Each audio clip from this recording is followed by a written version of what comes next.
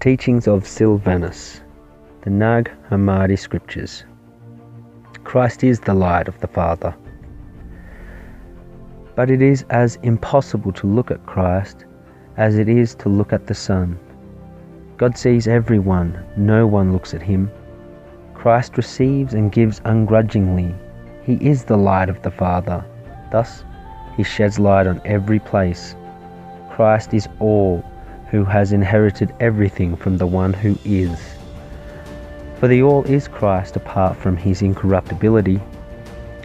When you consider sin, it is not anything real. The apprehension of imperishability is the apprehension of Christ. He is the light shining undefiled.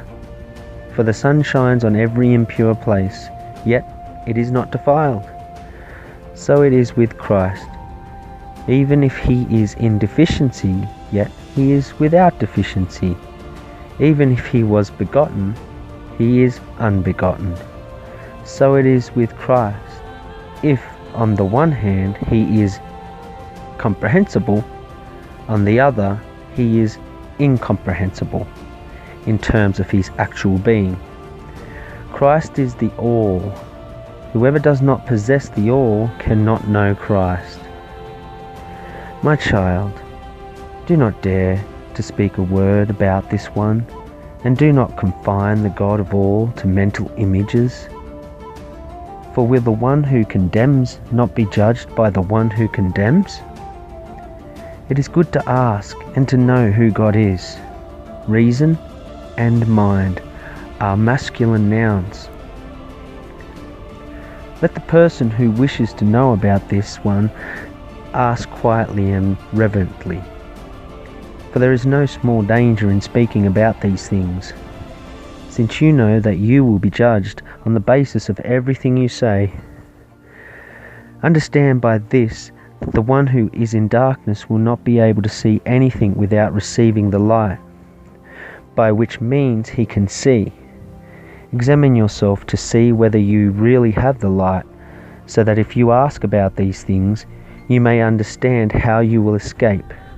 For many are seeking in darkness, and they grope about, wishing to understand, since there is no light for them. My child, do not let your mind stare downward, but rather let it look with the light at things above. For the light always comes from above. Even if it is located on earth, let it seek to pursue the things above. Illuminate your mind with heavenly light, so that you may turn toward the light of heaven. Do not tire of knocking on the door of the Word, and do not cease walking in the way of Christ. Walk in it, that you may receive rest from your labours. If you walk in another way, the way you take is of no profit. For those who walk in the broad way will in the end go down to muddy perdition. For the underworld is wide open to the soul, and the place of perdition is broad. Accept Christ, the narrow way, for he is oppressed and bears affliction for your sin. O obstinate soul, in what ignorance you exist! For who is your guide into the darkness? How many likenesses did Christ take on because of you? Although he was divine, he was found among humans as a human. He descended to the underworld. He released the children of death. They were suffering birth pangs, as the scripture of God has said. And he sealed the heart within it. He completely broke its strong bows. And when all the powers had seen him, they fled, so that he might bring you, poor wretch, up from the abyss and die for you as a ransom for your sin. He saved you from the strong hand of the underworld. But as for you, give him utterly and completely your assent by taking decisive action, that he may take you up with joy. That assent is the gift of Christ, which is the humility of heart. The acceptable sacrifice is a contrite heart. If you humble yourself, you'll be greatly exalted, and if you exalt yourself, you will be exceedingly humbled.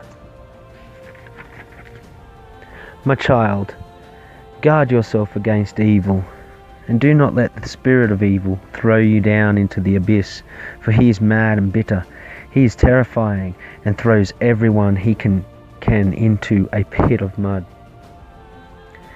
It is a very good thing not to love fornication, and not even to think of that wretched subject at all, for to think of it is death. It is not a good thing for any person to fall into death, for a soul that is dead will be without reason. It is better not to live at all than to acquire an animal's life. Watch yourself that you are not burned by the fires of fornication. Many shooters of the arrows are slaves to it. These whom you don't know are your enemies. O my child, strip off the old garment of fornication and put on the clean and shining garment. In it you are beautiful. When you have this garment, protect it well.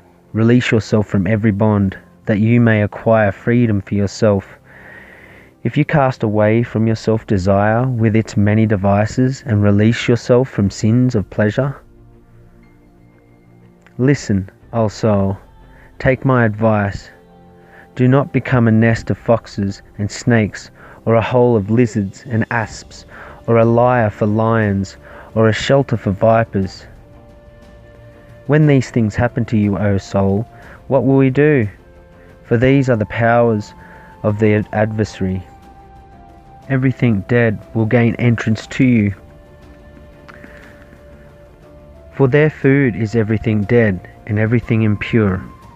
When these are within you, what living thing will come into you? The living angels will detest you. You are a temple, but you made yourself a tomb. Stop being a tomb and become a temple again, that uprightness and divinity may remain in you. Light the light within you and do not put it out, for no one lights a lamp for wild animals or their young. Raise your dead who have died, for they were once living, and they died on your account. Give them life, and they will live again, for the tree of life, Christ. He is wisdom. He is wisdom and also the Word. He is the life, the power, and the door. He is the light, the angel, and the good shepherd. Entrust yourself to this one who became all for your sake. Knock on your inner self as upon a door, and walk within yourself as on a straight road. If you walk on the road, you won't be able to go astray. And if you knock on this one, you knock on hidden treasures. Since he is wisdom, he makes the foolish person wise. She is a holy kingdom and a shining robe. Having much gold, she gives you great honor. The wisdom of God became, for your sake, a foolish form, that she might pick you up, O foolish one, and make you wise. And the life died for you when he was powerless, so that through his death might give life to you who once was dead. Entrust yourself to the Word, and remove yourself from animality.